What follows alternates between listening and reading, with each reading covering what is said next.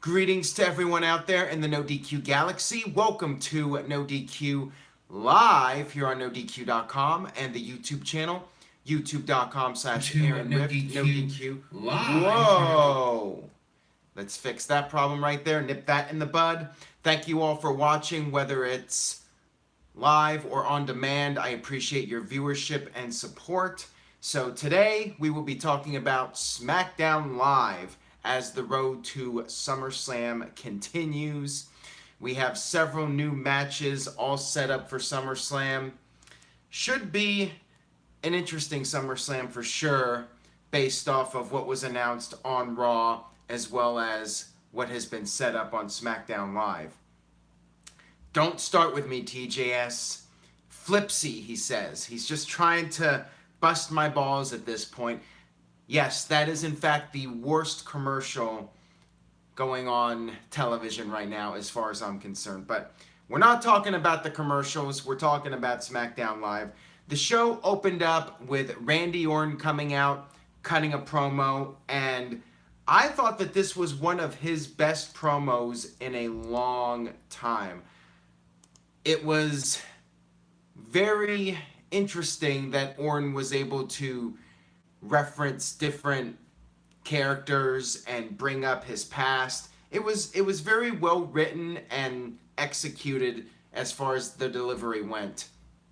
Orton brought up Jeff Hardy and their feud from 10 years ago, which was nice, but he said that was not the reason why he did what he did as far as attacking Jeff Hardy goes.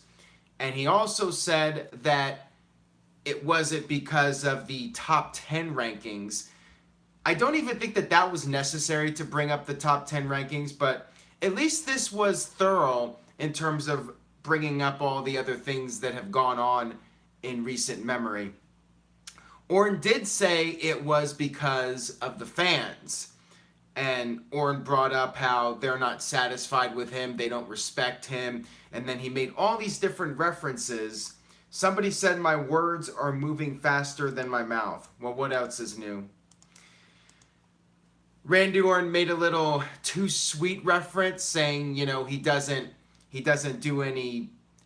rip off any hand gestures. He also brought up how he doesn't jump off the cage and do all these crazy stunts. I thought this was a tremendous promo. He said he wasn't an indie darling. Great stuff here from Orton. And what was good about it was the fact that he mixed in real life with storyline. I'm sure Orton gets this from fans saying, you know, you just do the rest holds, you don't do the big moves off the top. And Orton just uses it to his advantage as far as developing his heel character goes. The only negative to me was that the fans were just not playing along with it that much. They still cheered him, and when he was done, they pretty much gave him a standing ovation. Now, it was a great promo, but it would be nice if the crowd would actually boo the heel. But I still thought he tried here. Orton did a very good promo, one of the better promos of his career. Caleb Jacobs putting me on the spot here with a $2 super chat donation. What's your all-time favorite Randy Orton promo? That is a tough question for me to answer on the spot. I don't know off the top of my head, but this is certainly up there. And the fact that I cannot specifically remember one off the top of my head, maybe somebody in the chat room can refresh my memory about a memorable Randy Orton promo. And Curtis Butler is sitting through 205 Live right now. Why are you not watching Ms. and Mrs.? If you're not watching NoDQ Live right now, you should be watching the premiere of Ms. and Mrs., although I'm not really sure how I feel about that show, if I'm going to invest my time in it or not. But I'll at least give it one episode. Virtue says the smart crowds are more like dumb crowds. I'm not really seeing any comments about Randy Orton's best promo, so. Brain says, did he have any memorable ones in that Taker feud? I'm sure he did. I'm sure he's had some really good promos that I cannot remember. Aaron Anderson said no enhancement needed. I do remember that, but I don't even remember when that took place. That's the thing. Kayfabe Candy Ass says, to be fair, Randy referencing that he's a hard worker paying his dues isn't going to get many people booed. Good point there. TGS says anything in 2009 from Orton.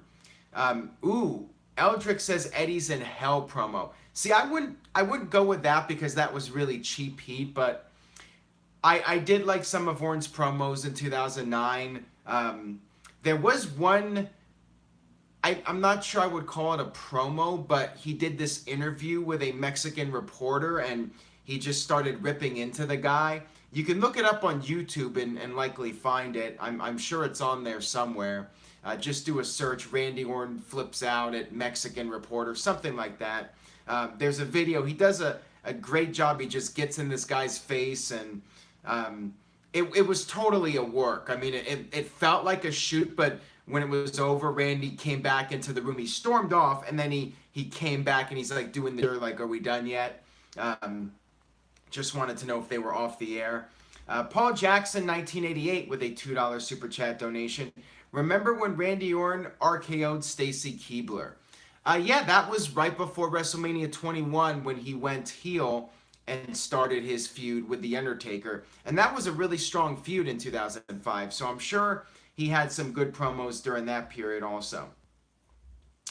So we had no Jeff Hardy on this show, no Shinsuke Nakamura, but they were in the dark match after SmackDown. Jeff Hardy was selling the injury from last week. Orton said Jeff Hardy was not there. Of course, Hardy was part of the dark match after the show. But yeah, they're selling the injury, and this was good stuff. Strong opening for SmackDown. Nelson Moreno with a $5 Super Chat donation. Randy Orton called himself a legend. Do you consider him a legend? Absolutely. Randy Orton is one of the greatest WWE performers of all time. No question about it. He has been a major star for the company. He has the longevity. He's had great matches, whether it's with Mick Foley or The Undertaker or Batista or Triple H or John Cena or Christian or Daniel Bryan or Jeff Hardy for that matter. Randy Orton has been in some of the most memorable WWE matches of all time, and he's been in there with the best. He's been in there with Ric Flair. He's been in there with Hulk Hogan. He's been in there with The Rock. Just about every top name of the past 15, 20 years, Randy Orton has crossed paths with that person. So yeah, and he has one of the most memorable finishers of all time too, the RKO. He's got to be up there towards the top. All right, let's move on here and go on to the next segment. By the way, we got a lot of references to Evolution, not Randy Orton, Triple H, Batista, and Ric Flair, but the pay-per-view, WWE showing recaps, commercials, various references on the show. I really hope that this is the end of it for a while, and they'll focus on SummerSlam, focus on Hell in a Cell, and this isn't going to be a weekly thing where they bring it up 5-6 times every single show. That is going to get really old really fast. So I hope that this is it for a while. But knowing WWE, they very well could just keep it going. Got a Super Chat donation here, $9.99. Mike B now paying for my September WWE Network subscription. I'll pay another month's subscription for you. Yet again, SmackDown Live better than Raw, and the NoDQ Galaxy is better than the WWE Universe. Easy for me to say. Aaron Rift is the greatest of all time wrestling YouTuber. Thank you for that, Mike. I really do appreciate it. You are awesome. And yeah, I feel like a lot of those fans that subscribe to the network and get that free month and then they cancel and use another account to sign up for another free month. But basically, you're making my job easier. So thank you for that, Mike B. I appreciate it. Based Ash Ketchum says, Mike B is a fan of all fans. Keep it up, Mike B. Amen to that, brother. So we had Rusev versus Andrade Cien Almas. Good match here. These two guys worked well together. There was no pre-match intro from Aiden English. And of course, there was a reason for that, as we see as this match progresses. Basically, the honeymoon period is over for Rusev and Aiden English. We had Lana and Zelina Vega on the outside, and they started fighting. Aiden English tried to come down and cool them off, but then Lana ended up getting knocked down. Rusev was distracted. Almas took advantage of the situation and hit his hammerlock DDT for the pin. And then backstage, there was arguing. Lana was yelling at English, and English was yelling at Lana, and Rusev's like, well, maybe nobody deserves Rusev Day, and then he stormed off. So there is dissension among the ranks in Rusev Day camp, and I'm sad because on one hand, I think Rusev as a babyface is a clear direction based off of this show alone. Rusev was the total babyface in the match with Almas. The crowd was doing the Rusev Day chants for the comeback, and the crowd was just really into him. What I'm afraid of is Rusev will squash Aiden English, and then English will just disappear. To me, that will suck because I think English has a great gimmick with the singing. I think you can get a lot of mileage out of that. I like the team of Rusev and Aiden English, but I can understand the Rusev singles babyface push, and maybe English is better off as a heel, but I just like both of them. So I want to see both of them get pushed and be used properly. John says, without Aiden English, Rusev is going to get lost in the shuffle again. See, I think they complement each other well. I think Rusev is a great performer. Crowd loves him. But Aiden English has been doing the singing gimmick. And to me, that's what really got Rusev Day over as a concept, the singing gimmick. I feel the two of them work well together. And I'm just sad to see them break up. And we'll see what happens with them. But my hope is that it won't just be an Aiden English getting squashed situation and then he's off television. That would really suck. Nelson with a $5 super chat donation. I see English going to Raw being Elias's tag team partner. I like it. If Aiden English is going to stay heel, then that's a natural pairing right there. Maybe WWE could do a trade storyline where Elias goes to Raw and somebody goes to SmackDown, and then we can get an actual band almost with Aiden English and Elias. I like it. I'm definitely a fan of it, and I do want to see those guys cross paths at some point and do a song together.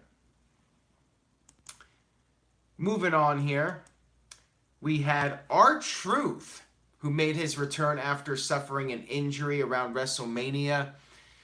R-Truth actually got a full entrance, which I guess was a nice thing for him before getting destroyed by Samoa Joe.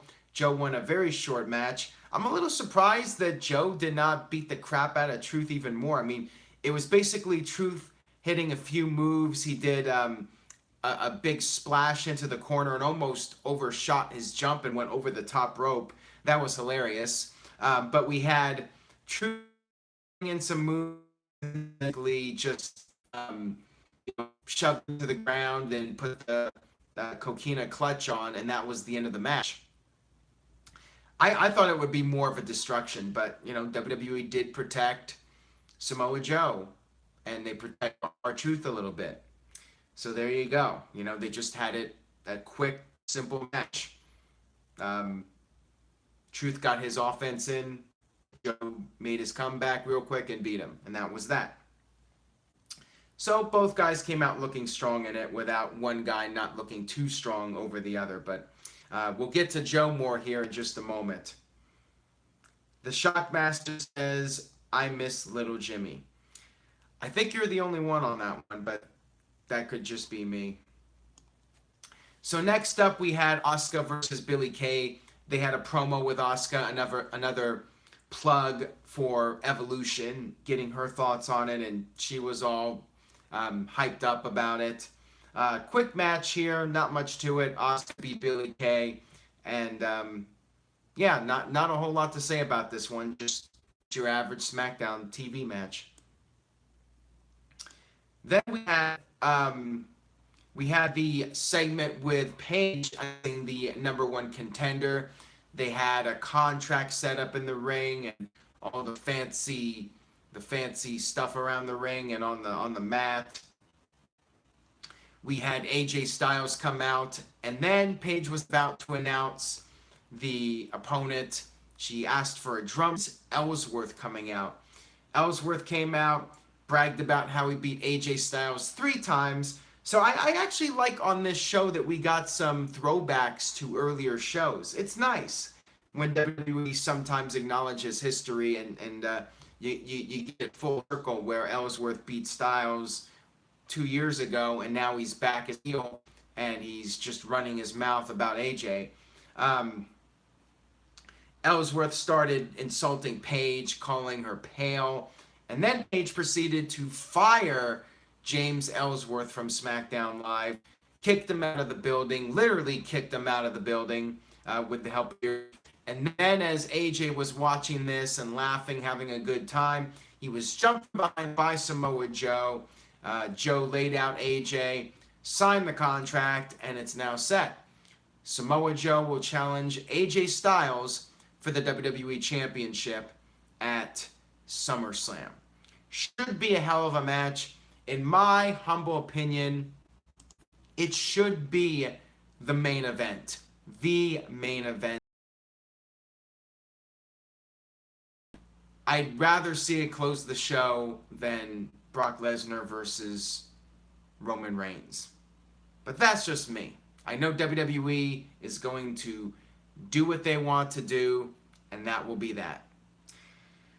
Unfortunately, I just see AJ and Joe getting that main event spot, but I wish they would. It would be nice if the WWE title match actually closed the pay-per-view.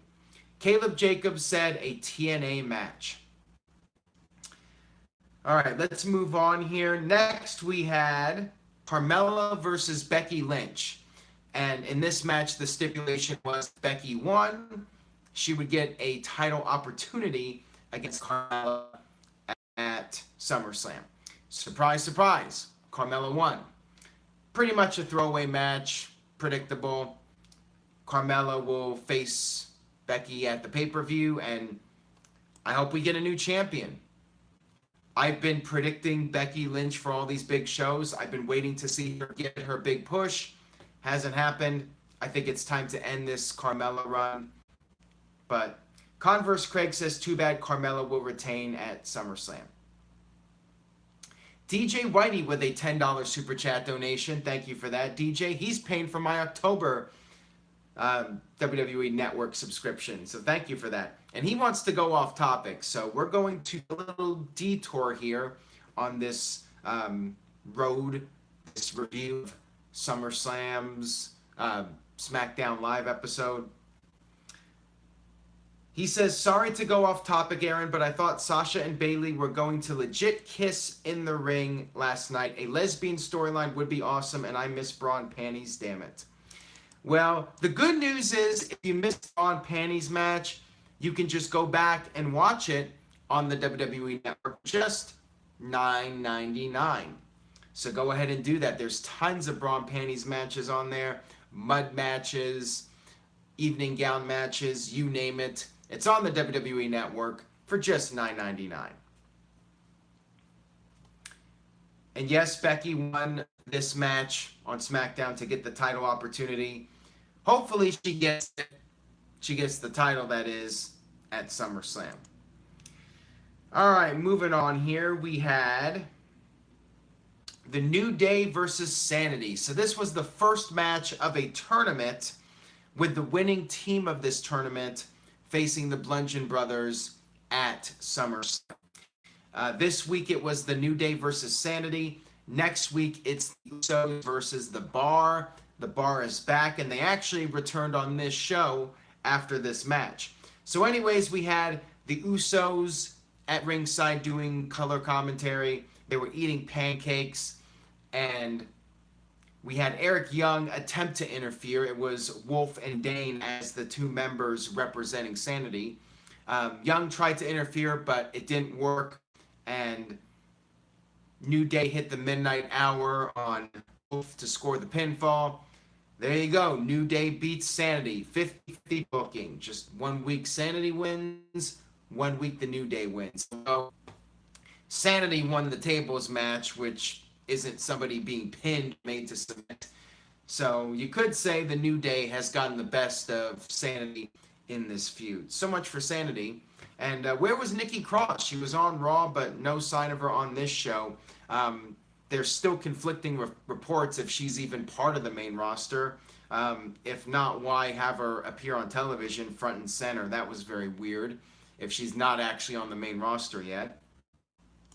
Would have been nice to see her here. Would have been a good opportunity for her to interfere maybe, and Sanity gets a victory. But nope, no victory for Sanity. And next week it will be The Bar. The Bar came out at the end, and they cut a little promo. They have new t-shirts. Next week it's The Bar versus the Usos, and I suspect The Bar will win, so it will be the New Day versus The Bar one more time with the winners facing the Bludgeon Brothers. Is it really going to be New Day versus Bludgeon Brothers in the pay-per-view? Yuck. Not a fan of that in my opinion. I'd rather see The Bar as baby faces, but they came out and they were cutting a heel promo, so it doesn't look like that's going to happen. Yeah, Nikki Cross was working the house show, so I guess WWE decided to just throw her front and center on the Raw stage. Whatever. I guess the idea is she'll just show up because she's crazy. I don't know. I wouldn't have done it. If you're not going to call her up yet, why have her there in the first place and make people think she's there? All right, let's move on here to the closing segment of the show, which was Daniel Bryan interfering and basically crashing the premiere for Miz and Mrs., if I can say it properly. Nelson Moreno with a $2 super chat donation. Who do you want to go fight the Bludgeon Brothers? I think he meant Bludgeon Brothers. I'd like to see The Bar more than New Day at least, or I would have liked to have seen Sanity versus the Bludgeon Brothers, just the two dark teams against each other. I'd rather see The Bar than New Day. I'll just say that. But anyways, we had Miz and Maurice backstage, and they were looking for a babysitter, and Sin Cara showed up. Lame comedy. This was a lame segment, but at least it was quick. This was right before the final commercial break. We had Miz and Maurice come out, and clearly it was not Sky Monroe in the little carrier thing that the Miz has. It was obviously not a real baby there. So you figured something was going on here. Some sort of angle was going to happen. Miz was talking about the show. They had a video package. And then Daniel Bryan interrupted everything. He came out. There was a little setup with security for the Miz. And Daniel Bryan took out those guys, beat him up. And then he got in the ring. And we had the big angle where Miz revealed that it wasn't actually Monroe Sky, but rather a fake baby. Maybe it was the fake baby that Snitsky punted 10 years ago, 11 years ago, whenever it was. But Miz threw the fake baby at Bryan. Bryan was stunned, figuring out what was going on, and then Miz jumped him, hit the skull-crushing finale. So it looks like we're all set. Daniel Bryan versus The Miz at SummerSlam. And in addition to that, we have AJ Styles versus Samoa Joe, Becky Lynch versus Carmella. The card is really shaping up nicely now. At least it seems more promising on the SmackDown side. Head over to NoDQ.com. We have the full card up. And that was SmackDown. So for the show, I enjoyed it. I thought it was a good show. So again, I give it a solid B rating this week. Good show. Not perfect, but very entertaining show. It flowed nicely. And I enjoy the 2-hour shows. I wish that Raw would be a 2-hour show and they would cut out a lot of the filler and make the matches a little bit shorter. John gives it a B. Gabriel gives it an A+. Eugene gives it a B. Lots of B's here, so I think a lot of people agree with me on this one. And yes, obviously, SmackDown better than Raw. I can't even remember the last time I thought Raw was a better show than SmackDown. Maybe the night after WrestleMania, and that's one of the few exceptions, it seems. But yeah, SmackDown is back to being a solid show, and just the fact that it's shorter helps. I know I sound like a broken record every week, but it's true. The shorter show definitely helps. So that is my review of this episode of SmackDown Live. I hope you guys enjoyed this edition of NoDQ Video. I will go ahead and wrap things up here. I will be back later this week with a NoDQ, and I got more content coming up. Wrestling Trivia Challenge is back, so make sure you check out that first episode if you haven't already. Stay tuned to NoDQ.com for the very latest news and rumors regarding the SummerSlam pay-per-view. And of course, WWE Evolution. There are some news articles up on NoDQ.com regarding the Evolution pay-per-view. And hold on a second, guys. Don't leave yet. Keith Johnson just left a $5 super chat donation. Aaron seems like Orton kind of underappreciated veteran gimmick with Sinister Edge. I think I would agree with you on that. I'm not 100% sure what you were trying to say with that. I guess he was an underappreciated veteran with Sinister. I'm thinking Sinister Edge is some weird person. Maybe you're talking about Edge being sinister. I'm not sure. But yeah, I really like where Randy Orton is going with this character. I think that it's good to see him back in that role. It's long overdue, and I feel like this is something that he's been waiting for a long time. All right, well, I was going to sign off here, but now Nelson Moreno with another $2 super chat donation. Who wins, 98 Kane or Strowman? That's a tough question. I think 98 Kane could very well take Braun Strowman just because 98 Kane from his hand. I don't know. That would be a very close one if I was doing fantasy booking. That would be a tough one. If it was Kane in his prime against Strowman in his prime, not really sure who I would go with on that. But Kane in 98 was a total badass, so it would be a very close match. And they might have to do a series of matches to determine who's the dominant monster. Based Ash Ketchum with a $2 super chat donation. Just because you deserve it, Aaron. Well, thank you for that, Based Ash Ketchum. I appreciate it. Converse Craig says Sinister Urge. See, I'm not sure what that comment was about. If that was what Sinister Edge means. If he just says that Randy Orton has a sinister edge to him, or if that's a character, or if it's a sinister version of Adam Copeland. I wasn't exactly sure what he meant by that comment. W Glass 90 says Kane in 98 was as monstrous as you can get with a character. OG Crushes says Sinister Edge is the Rob Zombie album. Okay, well maybe that was it. Maybe that was the reference that I totally missed. Alright guys, so on that note, I will wrap up this edition of NoDQ Live. Thank you all very much for your support. Head over to twitter.com/NoDQ, to follow NoDQ for the latest updates. Also follow my personal accounts at Aaron Rift on Facebook and Twitter. Head over to my personal YouTube with cat videos, travel videos, you name it. It's over at youtube.com/Aaron Rift. And that will do it for this edition of NoDQ Live. Thank you guys very much, and I will see you next time.